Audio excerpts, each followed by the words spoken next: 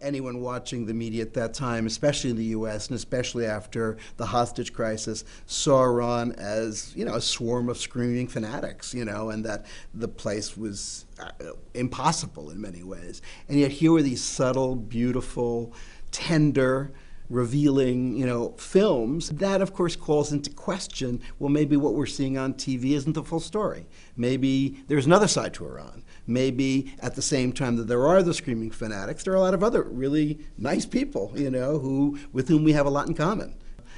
I always use a little example. Years ago, unfortunately, the situation hasn't totally gone away, when the U.S. was having some crisis moment with Iran, and they were talking about the possibility of bombing Iran because of, the nuclear issue or things like that. And a student of mine from Columbia, who I knew we'd spoken, and I knew he was a great fan of Iranian film, said to me, I was reading about how these, they were talking about bombing, Tehran because of this, and I kept on thinking, does that mean they're going to bomb Kiarostami?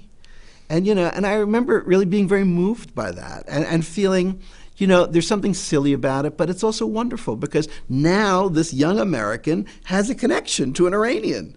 There's an Iranian who he really cares about, whose art really moves him, whose art is important for him. And the idea that the U.S. is toying with the idea of bombing, and in that bombing might, somehow, inadvertently or whatever, kill this major artist or wound him or others like him, meant something to him. Now, that's what cinema can do. It can suddenly make you care about people who are very far away and you have nothing to do with on a personal level. Now, obviously, this was the section of Iranian culture, far more than obviously music or anything else, that was embraced by the West and whatever. So almost as payback for that, they've been systematically kind of trying to punish people who are related with it. More recently, they've been using what you might think of as more traditional methods, arresting filmmakers, threatening filmmakers, taking away their passports. In the last 10 years, there have been a number of high-profile filmmakers who have simply found it impossible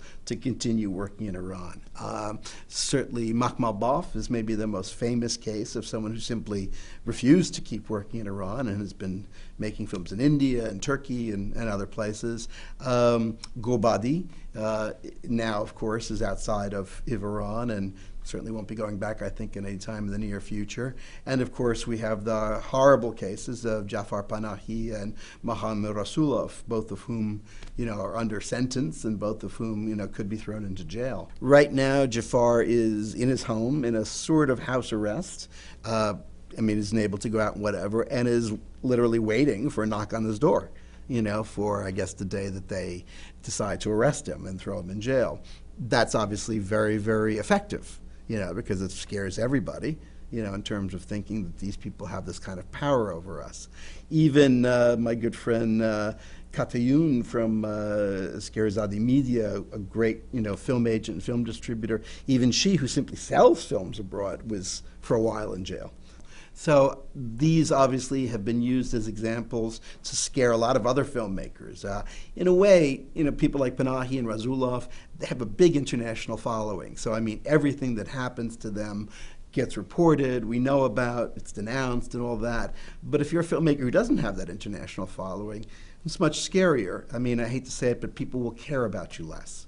People care a lot about Jafar because he's made great films, he's won festivals, he's traveled all over the world, so he has a great following. If you're a filmmaker starting out and you see, boy, if they do that to Panahi, what would they do to me? That I think has a real chilling effect on people wanting to make films that in any way might be controversial. It's an easy symbol that we're doing something to really stop the decadence, but, it's obviously taking time and attention away from what I think the real problems are. These are desperate acts of a regime that's clearly losing power. The only way it keeps in power is it beats people over the head. Now, if that's how you're going to keep power, you're not going to keep power very long. There's no regime in history that's been able to maintain itself simply through force. So it's just a matter of time.